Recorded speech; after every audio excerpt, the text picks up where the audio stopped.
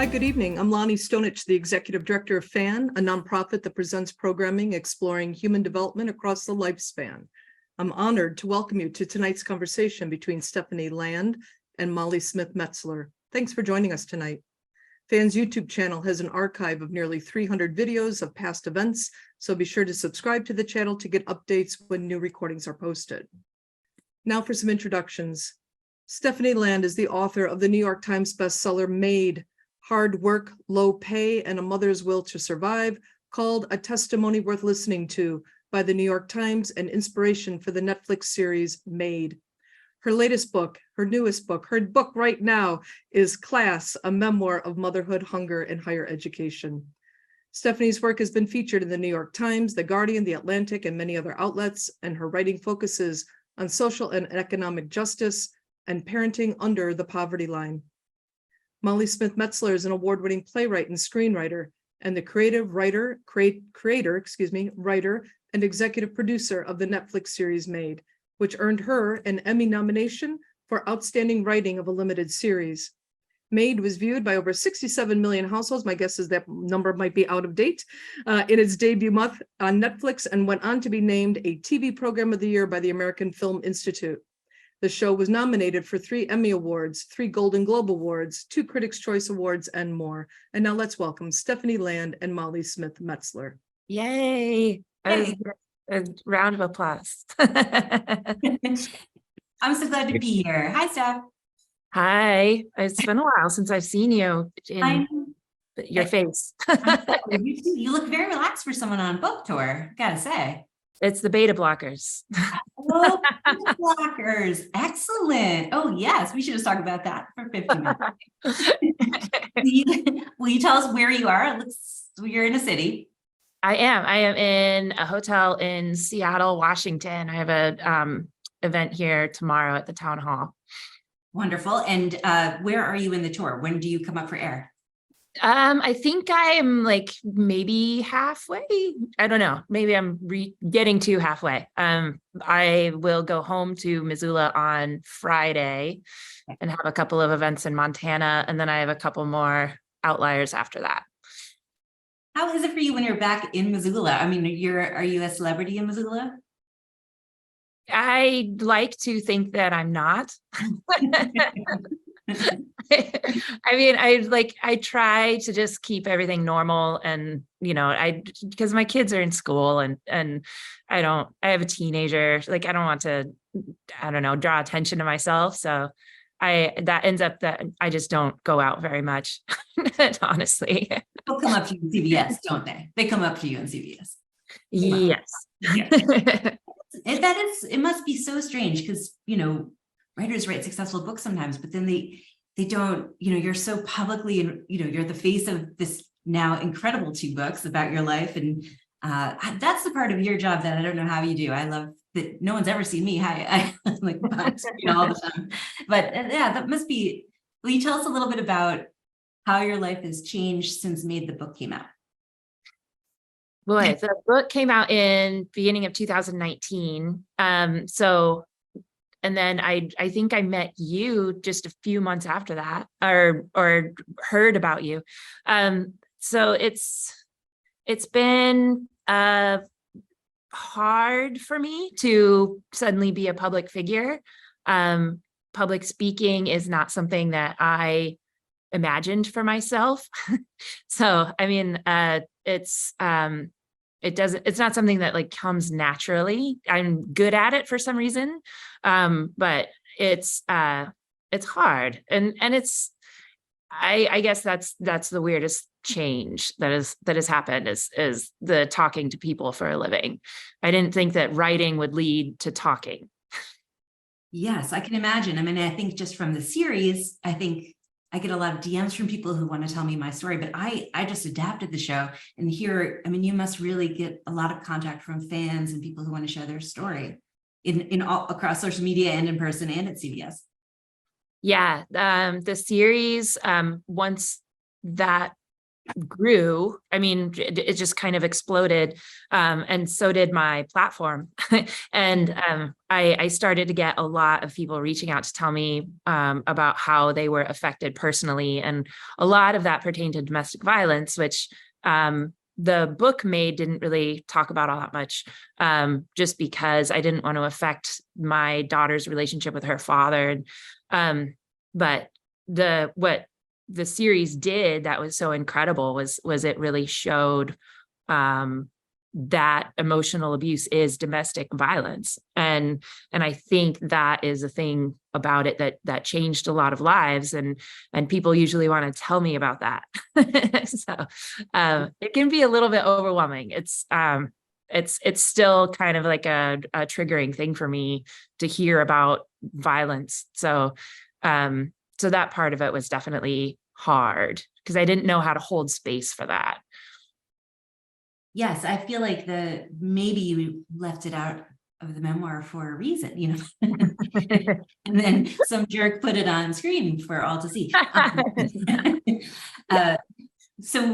Well, I'm curious how the writing of Maid compared to the writing of Class. So I'm just so excited for you about Class. Like everyone else in the world, I fell in love with you in Maid and so rooted for you and cheered for you and have been waiting with bated breath to find out what your next chapter looked like. And I think in my, my fantasy was that it all was so easy for you and everything worked out. And it was, your big hurdles were behind you in the rearview mirror back home. And, the hardest chapters were yet to come. Can you tell us a little bit about how did you start writing Class? Did you know you were going to write it? Yes, absolutely. Class, or the part of my story that ended up being in Class was what I originally pitched as a book. That's what I wanted to write about. I thought that was not only the part that I was most proud of. Like, I thought that was the biggest part of it was, I left and I went to school and I escaped this domestic violence situation and graduated. And so when I originally did the proposal for Maid, it included all of that kind of, but it was just kind of like this aftermath, almost like a epilogue or something. And so you probably know, like when you're writing something, it kind of like takes a life of its own. And I just got to the scene where we climbed up Mount Sentinel and got up to the M, and I was like, you know what, that's good. I'm just gonna stop there. And because it was kind of like ending on a literal high note. Yeah. And so when people talk to me about the book and they said, I'm so glad things are so much better for you. And it was almost like I had created a fantasy world of Missoula, because it still was at that point where I ended the book. And I've always kind of hinted at like, well, it got so much harder after that. Like that was the time in my life that I was truly physically hungry. And I was for a long time. And so this is the book that I kind of always wanted to write. It's my most difficult year. Like, I'm still not sure how I did it, even after living in that time period and writing about it. And so it's the story I've always wanted to tell. How did you decide to focus on the senior year? Is that a process? Yeah, tell us. I think, because of just the amount of classes I was taking and that I was working, that, that's the year I got pregnant with my Coraline. And Molly also has a daughter named Cora. And a lot in common. But it was the thing that happened that year that really stuck out for me and has I think it really fundamentally changed me. I don't think I'll ever know how much, but I got kicked off of food stamps because I couldn't meet the work requirements. And and to be told, by some government entity, that you don't deserve food because you can't manage to work 20 hours a week, when I was working my ass off. I mean, I was going to school. I was working 15 hours a week, or, it really affected me as a person. I mean, just how I viewed myself, how I viewed the value that I had to society. Like, it really affected my feeling of dignity, and so that part of it was really important to me to include. I also just think it's funny that I was rejected from the MFA program with the essay that went viral and ended up being a book. So those two things. And then, there's a lot of parallels in our stories between my senior year of college and my daughter's first year of public school in kindergarten, just because of our economic status. So with all of those things, and some others, like, it just seemed like a really good time period to focus on. And I had no shortage of content to choose from. So writing wise, it's so vivid and so specific, and it feels like we're just experiencing live again with you. And I don't know how you do that. Do you remember everything, or did you somehow write all this down, or what? How do you capture it all so vividly? I am able to remember things in a way where I can close my eyes and I can actually picture myself in a room. Like, I can walk around. I remember like how the floor felt under my feet, because it was like this really cracked wooden floor that was ancient. And like, I can visually like go through stacks of papers. I can, so there's that aspect of it. I can physically put myself in a room and look around and write what I see. There were also just a lot of times with my daughter, Amelia, that really stick out in my memory. Just very vivid moments where we were really in tune with each other. We were, I don't know, like, you know what I mean? Like, you have this child and it's come on, we got to go all the time. And then you just have this moment where you're connecting. And I remember those really vividly too. The other stuff, I was ridiculously organized as far as my day planner was concerned. Okay. And it was just, it was amazing, the stuff that I recorded and wrote down, took notes about. I was also a writing student, so I was writing a lot. And I actually went through my Facebook and like went through all of my posts and messages and emails, and you kind of become an investigator of your own life to remember stuff. And so that part was like half procrastination, but like half preparation too. Well, you do it so well. One thing I was so struck by, when we started doing Maid, and you were so kind and met us in Port Townsend and showed us, just for people listening, when we signed on to do Maid, when Stephanie decided to let us do it, John Wells and I flew out to meet Stephanie in Port Townsend, Washington, and she showed us all the places that she referenced in the book. So we saw the trailer, and we saw some of the houses, and then we saw the homeless cabin, the cabins that you lived in. And I was just so struck when I saw them, because they were exactly what I thought from the description of them in your book, like in terms of creating a world so vivid. And I remember wondering then, like, does she keep one hell of a diary, or does she just remember all of this? But, and I think it was such a beautiful experience to be inside of your world like that.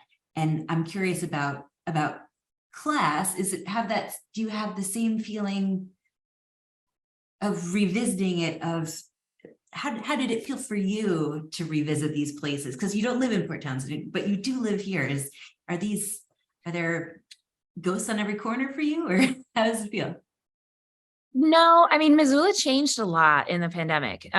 We had an influx of people moving there. The gentrification has kind of, changed the tone of, it's like, I don't like the word vibe, but it's kind of changed the community itself because a lot of the service industry workers cannot afford the housing. And so like this really core group of people that made up the community that I knew, like the workers, the people who served people and cleaned up after people, a lot of them are gone. And so I did kind of want to encapsulate, this time where like we were all still kind of in it together, and it felt more equal. And so, but I think with, Missoula itself, it was just more of a terrifying thing to write about people that I was going to run into at the grocery store. And so, I mean, there were some people that are in the book that I absolutely love. Like, I really wanted to honor who they are as a person. I wanted them to feel good about how they were represented. And then there are some people that I'm just like, oh man, like I hope I don't see you in produce. Have you? Have you seen anybody in produce? No, well, I mean, like I said, I don't get out much. So That's good. It's probably good. You keep you maybe I need some space. So with the writing of class, so I'm trying to put myself in your shoes. You wrote this memoir. It became like an overnight sensation. Obama called it out on his book list, which I would have just retired at that point, but you did, then we adapted for TV. Some people watch it. What was it like time-wise, did you take a little break before class, and how was it to can you imagine that pressure of getting back into writing again, and this time having such a huge audience of people waiting to read it? Like, how did you start? How did you start? It took me a long time. I mean, I signed the contract for this book. It started out, it was pitched as or it was proposed as a very different book. It was very reported. It was narrative nonfiction. And I signed the contract for that in January 2020. So like right before I met you for the first time, or met you in person. And then the thing that happened was the pandemic. And I had a lot of pregnancy losses. I had 4 in a year. And I was so blocked. And so just humbled by this task of reporting. Because I don't really know a lot about that.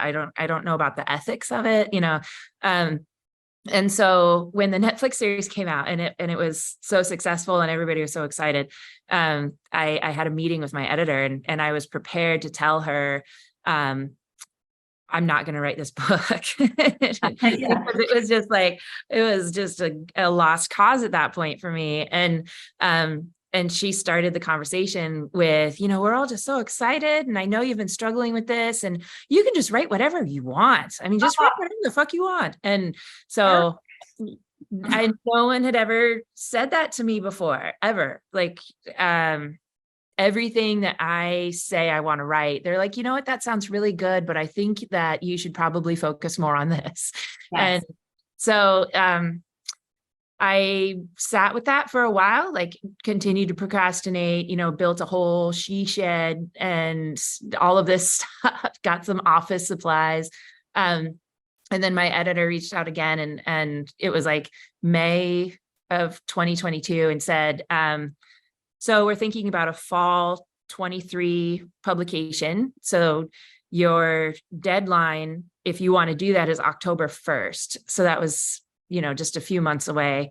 And so I guess what it took to write it was a very strong deadline. So.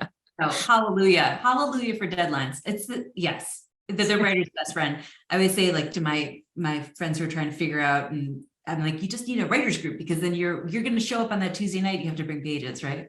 Yes. Okay, so the she shed, but like for the writers here listening, what's a writer day look like for Stephanie Land? A good writer day. And then I'm going to ask you about a bad writer day. But what's a good writer day look like? So, I mean, so I had this short amount of time. I of course am, again, very, very organized, or I try to be. I created a schedule. I posted it on the fridge so the whole family knew, like what I was doing, and I was actually working, because as a writer, you're staring at a wall and it doesn't look like you're working, but you're actually like working very hard. And it was like, I was going to exercise in the morning, and I was going to write and take a lunch break and like write some more. And I keep a tally of words. So, day one is 0. And I just, I wrote both books straight through. So, it's create a Word doc, do a title page, and then just chapter 1. And ends up being this huge, long document that, I don't go back and reread. It's just you pick up right where I left off. Because I don't want to get caught up in editing and things like that. So wise. That's so wise. I don't do that, but that's so wise. Okay. So you stop at whatever time, and then when you come back, you move forward. You don't go back. Yes. So I just recorded the amount of words that because I was contracted for 75,000 words. And so that's where I can stop. And so, I mean, that worked for a couple of weeks, maybe. And, I would have one day where I would write like 500 words. I would have another day where I'd write like 4,000. I kicked my family out for a few days to go camping so that I could like have some really long writing days. But I think, a lot of my writing process is thinking. I think things through. I write things out in my head. And then when I sit down, I write it really fast. And I just had to learn how to do that, because I had a daughter who was very demanding and watching cartoons. And so, my quiet time was at the end of the night. And so I would think about what I was going to write about all day. And then after everybody was asleep, I would write out stuff really fast. And so I wrote class, the first draft of it in 31 writing days total. 31 writer days total. Yeah.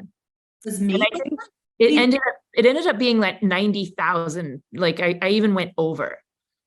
Yeah. It was Made like that too. I know you wrote Made in one. That's your style, right? To write it through, but Made. Yeah. Made was a little bit longer. I think it was like 2 months. But yeah. Yeah. So then you hit the end, and then I think you text me and I text you back, and we have a little celebration emoji. But so then what happens next? Who's the first person do you trust to read it? I actually gave it to Reed in the book, because I had reached out to him and said, "Hey, I'm writing this book." And we had lunch together almost, every Tuesday and Thursday for that, for the entire fall semester. And so we met for lunch, and it was just kind of like, remember that one guy, and just going over, I don't know, reminiscing about the time period. And he was like between jobs or something. And so I said, "Hey, I'll pay you to read this and give me some feedback." And I had one other friend who read it too. I'm doing an event at her bookstore. But so those two people, and that was mostly, with Reed, I really wanted to make sure that, I captured Missoula, in a authentic way. And I guess in a loving way, I really wanted to write about the place, in a really affectionate way. And then I shared it with Chelsea because of the sex scenes. I was just like, I wrote this thing. I just need to know if it's good or not. Yeah. So it was mostly just for that feedback alone. I'm curious if, since you brought it up about the sexy, I'm curious about a lot of things, but the Maid, you're definitely, you're in Maid, you're dating, and we get a little bit of it, but like, the push of the book is so much about, getting, it's less about your romantic life. Whereas in Class, we really do make some space for those moments. And I'm curious, I don't know, if I were you, did you have a draft where you put more in and have a draft where you put a lot less in? And like, did you have to find that balance of what you felt comfortable with? It's so important to the fabric of the story, but I'm curious, like, that it's just different from Maid in that way. Did it feel good? Did it feel free? It's kind of mortifying, like when I found out Obama had read my book, my immediate first thought was, I am so glad there weren't any sex scenes in the book. Cause it's like the ultimate dad, like reading your journal. And so for this book, it was just kind of like, I get pregnant, in time period wise, like a month into the book, or maybe not even that. It's like a few weeks. And I knew that I can't really write around how that happened. So like, I knew that I was going to have to, and I knew what that all was like, I mean, I was there and like, so I knew what those scenes were going to be like. But I mean, there's a third one that I added in, I think just because, I mean, there's different types of sex that you can have, and I wanted to balance it out. Like I wanted to show like a really meaningful, touching one. And then literally, well, I didn't mean that pun, no pun intended with touching. I wanted to show, I don't know, that it wasn't just this act that I did with people without any thought to it. It wasn't, I mean, sometimes it was. I wanted to show that like it was something, it's a very human, thing that people do. And there's a lot of different ways that you can. And so the third one that happens earlier in the book, that just kind of showed up in the writing process, because it was another thing that I just remembered very vividly, and I have fond memories of, and so I put it in there, and then the other two, yeah, those had to be in there. And I only had one, but I had two rules for myself with writing, because I have never, like, completely honest, I have not even to myself, not even in a journal, like I have never written a sex scene in my life. And I haven't even read that many, like and so I created two rules for myself, that there would be no mention at all of male genitalia, like the name of it, or just like anything, and I would not use the word thrust. I'd like to thank you. I'd like to thank you for not using the word thrust. Did you have thesaurus out? Like, what are some of the other verbs you can use? I mean, I don't know if we need to.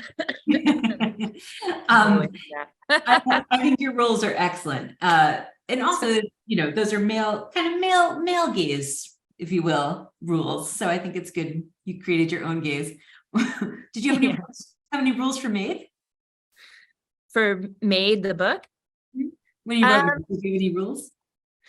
Oh, for when I wrote my first book, rules like for intimacy or something? Or just in general. I'm fascinated by this idea of having rules. Oh, I think, no, I mean, I didn't know. I think the only real rules that I had was, I guess in everything that I write, I don't want to ever write someone else's story. I want to keep it very much on the telling of my story, how I remember it. I really try to stay true to form with memoir just as a genre. The first draft is usually almost entirely from memory. Like I don't go back and fact check or anything like that.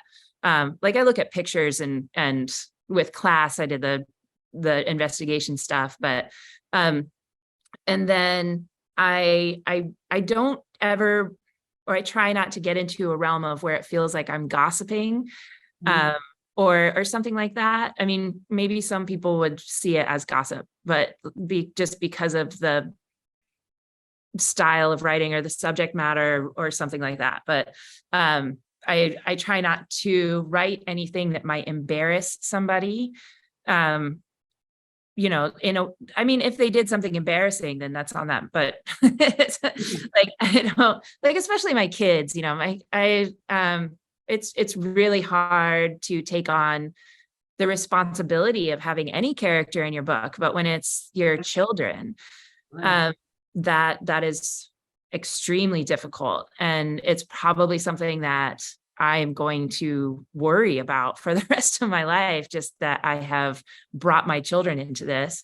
And with Maid, I didn't want to affect her relationship with her dad. So I went very, very lightly on him. And so instead of a lot of descriptions of the abuse, I more showed how it affected me physically, just panic attacks and whatnot. So Yeah, you got to take the gloves off a bit more in class. I did, I didn't have to worry about some of those things like affecting their relationship or so no, I didn't go as easy on him in this book. Tell me what was the hardest part of class to write for you? And then what's the part you're the most proud of? Well, the hardest, definitely, I don't think it's a spoiler, but I didn't know who the father was of Coraline. And that is a storyline that is hardly ever written about. You see it on like Maury Povich, daytime television and like Bridget Jones, but I needed to know that other people had been in that situation. And so I think that was a big part of the reason why I was blocked for a long time, is because I knew that I couldn't write around that either. I would have to go at it head on and be very honest about it. And but my daughter's 9, she can't really understand that, like I've tried to talk to her about it and she's just like, please stop talking. Just please stop talking. Cora's answered anything we want to tell her too. Our Cora. Yeah. Yeah. But she also can't really consent to the world knowing that, and so, that was definitely the hardest. That was what I talked about the most to my writing group. That was something that I'm still kind of doubting, whether or not it should have been in a book that's being published widely. The easiest part, I think, I don't know, like any scene with Amelia was just such a joy to write. It was just so wonderful. I think the easiest scene was probably the birth scene though with Coraline. Just I don't know, I kind of tried to be funny. Because there's not a lot of those scenes either in books where it's just like I mean, I pooped in the birthing tub, and like, it's just like this very like stark, very fast birth that I went through. But I loved, I don't know, there's some moments in writing where you're just like, this is pretty great. And so that was one of them. I thought you might say the graduation, because I felt like that was so, joyful, but the birth, that makes sense. How about, Yeah, graduation was really good too. I mean, there's that like the like Titanic-esque moment, like the end of Titanic where she sees everybody. And it kind of it felt like that, yeah. I love but that. We should do a meme of that. So, I mean, I can't. We should get a millennial to do a meme for us of you arriving on the Titanic in your graduation cap. Be amazing. And so what about for me, just because I should know this and I've never asked you, but what was the hardest? Oh wait, I think I know the answer. What was the hardest to write of Maid? The hardest part to write about Maid was definitely the car accident. Yeah, I would have said Yeah, I think I did tell you that before. That was like I will kind of I'll have photographs, and so I'm looking at photographs as I'm writing. And I sat and looked at pictures of that car accident for a week or straight. Just every writing day was just staring. And so that was the hardest. It was the hardest to read with the audiobook. I was like physically shaking after those days. So yeah, that car accident, as you know, boy, did that get me. I kept waking up at night thinking about it after I read it. well, you replicated it beautifully. Great idea. Let's put it on screen. Torture everyone with Stephanie's trauma. At least we changed it to nighttime, so it wasn't like as vivid. But still, so like, it's so human, that moment with the mermaid doll and, pulling over, and it just having a truly human mother moment of like, I don't know what to do in this moment. And, it's, I was struck and Maid, and I know that you know this, I'm always talking about it, that the real challenge in adapting it was how lonely you are, that you were just the most alone character. And it's hard to dramatize a really, really lonely character. But I also feel like the relationship with Maddie was really helpful because you had someone to talk to. But I wondered in class, and also now for you as a human being coming out of writing these two spectacular memoirs, do you feel less lonely or more lonely? Or the success of Maid was very isolating. It was surprising. A lot of who I thought were friends ended up being very jealous of the success, and they couldn't really handle it. I had another friend who fangirled me all the time. Like every time that we were together, she was like obsessed with who was going to play me in the series. And so like every time we hung out, it was like, have you heard anything? What do you think about this person? And I'm just like, oh my God, like, can't we just talk about like, I don't know, anything? And so it was just really isolating in that way. And I was having a hard time with success, and I wasn't enjoying it. And that is like something that you can't talk about at all. Because there are so many people who want that level of success and are still struggling to get there, or will not make it, and so it was like, I would be so lucky, you're so lucky, you should just like enjoy it, like and it was just, I felt like it was another, shut up and sit down. And so I became really isolated in that. It wasn't until, I don't know, maybe like the summer of 2020 or 2021, my friends and I started a writing group. We first called it the Not Writing Club. love that. Because it wasn't like, we didn't want a writing group where we had a responsibility. Yeah. And I didn't want to trade pages. I didn't want it to be a chore, and so we met once a week on Zoom, and we just vented and talked about all of the things that kept us from writing, basically. Yeah. And then they just became my close friends. I mean, we rebranded ourselves. Someone called me a sulky bitch on Twitter.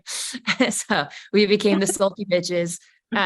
And they were actually there for the launch of my book. I think 5 of them were there, and we all went out. Yeah, right. I flew my best friend in from Alabama, and it was really, really wonderful to be able to celebrate with people and to really just absorb the love, and friendship, and it took me a while to really learn to trust people and to truly be friends with someone. But I think that has definitely changed my life. It's saved my life, countless times. The sulky bitches. The sulky bitches saved my life. There's something a little bit, I don't want to say guilt, but emotionally, you wrote your first memoir in very different circumstances than you wrote your second. And yeah, it's got to be emotionally complicated. I don't want to say survivor's guilt, but maybe that's the right term for it. I don't know. Well, I mean, yeah, because I there was a lot of negative self-talk. There was, I'm writing about a time period where I'm pregnant, I'm hungry, and I'm producing so much writing. I printed everything out from that year, and it was like a 2-inch stack of papers. And so there's that part of it. And then, yes, I wrote Maid as a single mom living in a low-income housing apartment. And so when this book came, it's like I bought a house at the beginning of the pandemic. I had a husband, I had all of this support. I had 3 kids in my house all the time, and they never left. But because everybody was home and isolating, and but I was really hard on myself. I'm hard on myself anyway, but it was why can't you do this? Look at yourself. You're in this much better position and you still can't. And it kind of goes back into that, feeling like I didn't have value if I wasn't able to work. And so it was tough. It was hard. I also, because of the level of success and more privilege, I felt like I was really soft, or just I had many conversations with my therapist where it was just I'm not a badass anymore. Yeah. Who read class and read early drafts of class, girl, you're a badass. You have not graduated from badass. But I know what you mean. It's there's a scrappy, I am living hand to mouth, ass on the ground kind of quality that, thank God, you have toilet paper in your closet now, right? Yeah. Well, and I had also become this person that I used to work for, and I had kind of become a type, or, a level, a societal class, person that I hate, they had been mean to me a lot. I always felt like I had nothing in common, with people who were I don't know if I'd call them wealthy, but wealthier than me. And so it was hard. It was really, really complicated and hard. I am so grateful for my therapist, man. All writers need a therapist, and all writers need a reminder to get dressed every day. Writers need to get dressed every day. That's what we need to do. And then we got to go to therapy. Writers and therapy and getting dressed, right? Okay, I'm going to ask you my least favorite question that I get asked sometimes, but it's not about Made the show. Don't worry. But I actually don't know the answer to this question, so I'm really excited to ask you. But what are you thinking about writing next? What's next for Stephanie Land? Actually, as soon as we are done with this, I have to work on my thing. I what happens next in the story, I mean, I ended class on kind of a cliffhanger. Yes, yes. My the editor that I worked with, I hired a ghost editor who was just wonderful. We talked about the ending a lot and talked about whether or not it needed an epilogue, and I needed to like wrap it up. And she said, you know, my father's a preacher, and he always says like, leave the choir singing. And so that I decided to leave it just in this question. Like, it's a like, all right, well, here we go. Like, what are we going to do next? Because right after that, you know, of course, like I ran out of money and couldn't pay rent, trying to move into low income housing. And so when Coraline was, I think, 3 or 4 months old, we got our apartment in low income housing, and that was life changing, because the rent was $430 a month. And it didn't depend on my income. Like, it didn't go up and down with my income. It was just, you get this place, you get to live here for as long as you like. It doesn't matter if you're suddenly making a ton of money, like you can stay here as long as you want. And so that changed everything for me, to just to have housing security. And that is how I was able to focus on writing and be a freelancer and write a book. And so, but I mean, it was tough. I wrote an essay a long time ago. I think it was titled like, we were living off of $6 a day. So it was, yeah, there's some leaner times ahead. But then, you know, I learned how to write for a living. Yes, I mean, that is a story I want to hear. I know secretly a little bit about it, but I think that's a story we all want to hear for sure. So for the writers that are on here, I imagine some of the folks are, Judy, I feel like the pandemic had an effect on writers, certainly had an effect on me. I know it had an effect on you, but we're all a little disconnected from our people now, right? Like we're all a little isolated. And I feel like it's hard to feel encouraged and hard to feel like you have an audience. And also it's just a weird moment in the world. But I'm wondering, what do you like to tell writers for advice?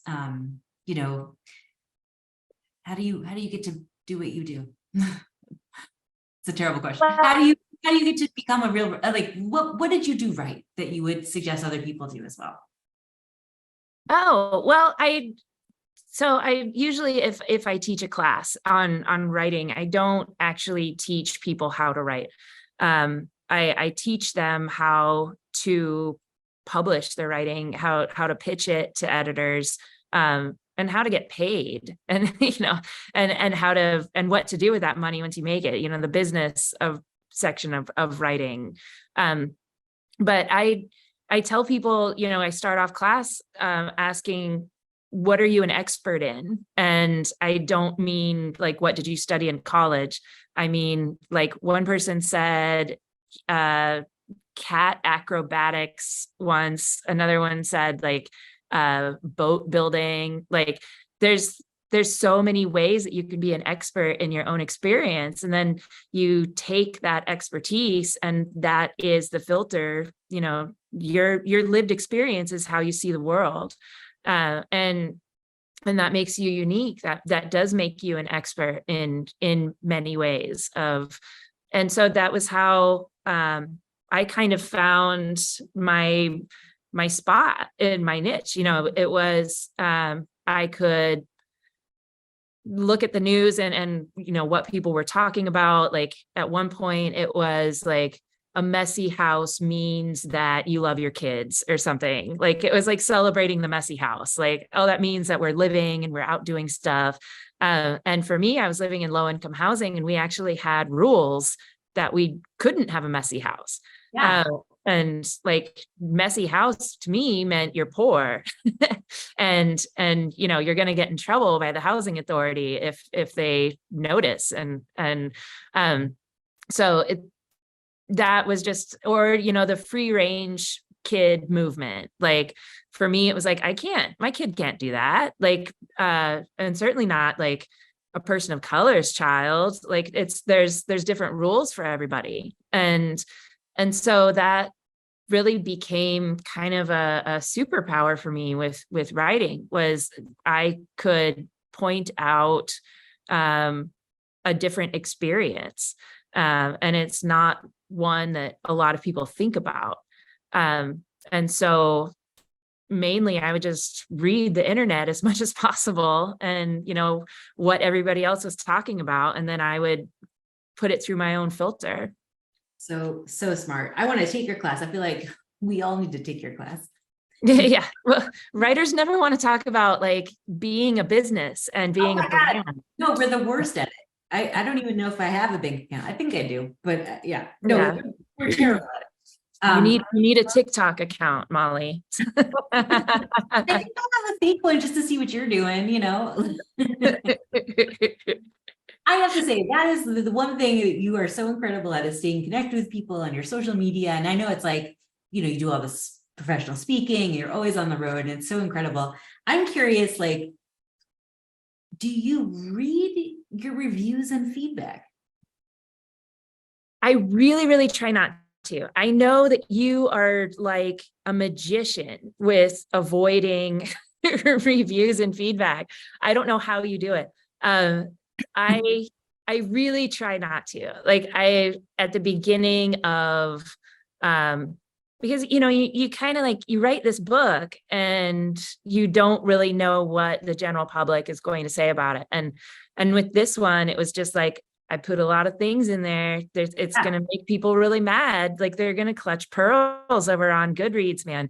And so I was like, I was really scared. And so I did read a lot of the early reviews of class. I got an essay out of one of them because this woman complained that I was giving my child too much ice cream.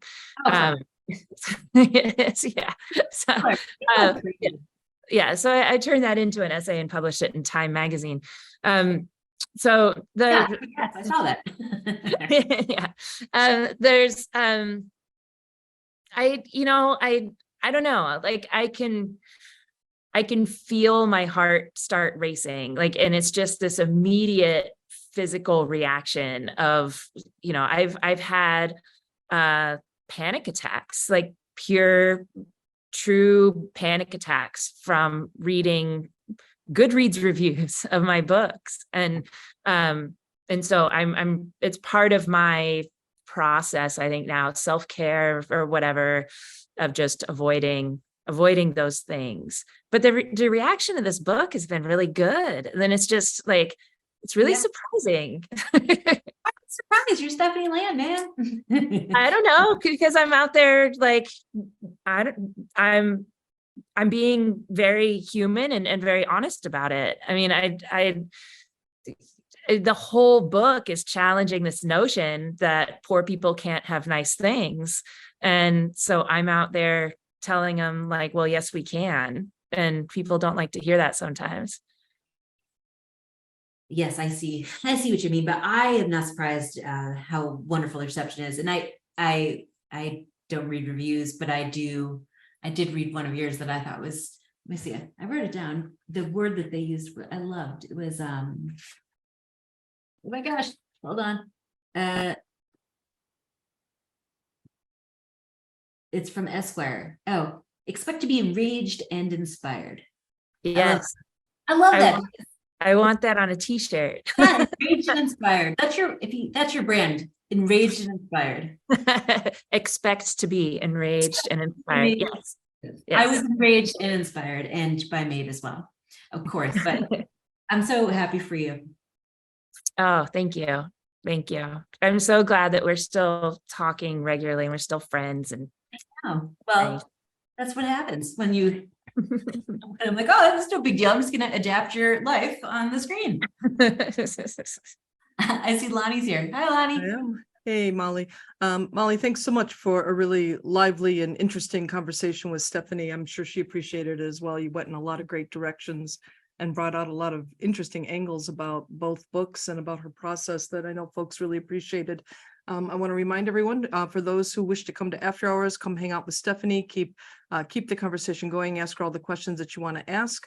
We've been putting some links in chat. We're going to start it at about 8:05 Central, so that's in about a little less than 10 minutes right now. We'll give Stephanie a 5-minute break in between these two Zoom events. I have a couple questions came in during the event and some came in beforehand. So I'm going to go with one from Randy that has been repeated a few times by folks. He says, you talk about being food insecure when you were a senior at the University of Montana.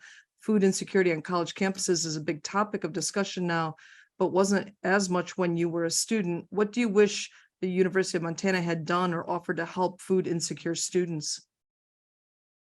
Oh, I mean, there has been a lot of food pantries that have started just specifically for the students at colleges, and I think that would have helped. I mean, I always told myself that, like, if I had at least something to eat, it was usually peanut butter. The food bank was for people who like truly didn't have food. I don't know why I did that or thought that or anything, but I think, just like I don't know, Port Townsend had like a free store, like where people would donate furniture and there was no cost. And there was everywhere from like baby carriers, clothes, strollers, like, and to have something like that on campus and, not just food, but like a textbook lending library or anything to offset the cost and the fees and, anything like that would have been helpful, not just the food, but and to just kind of normalize it. If it's something that everybody utilizes, then it's Right. not this like thing that you're ashamed of. Right, I hear that. And we'll close out. We're at 7:58, so we'll close out here. And I want to point out, Anne Marie just put in chat, she put from your website, you have some suggestions about how to support low-income college students. So that is in chat. We'll include these links when we send out the recording in a day or two, everyone. So in case you're looking for that. So Jerry asks, and we'll close out with this. So Jerry asks, I imagine that there are far too many others who are facing the challenges you have confronted in your life. What do you want to say to them? Do you have anything that you'd like to put out there for people to think about or to perhaps find as something that might bolster some resilience?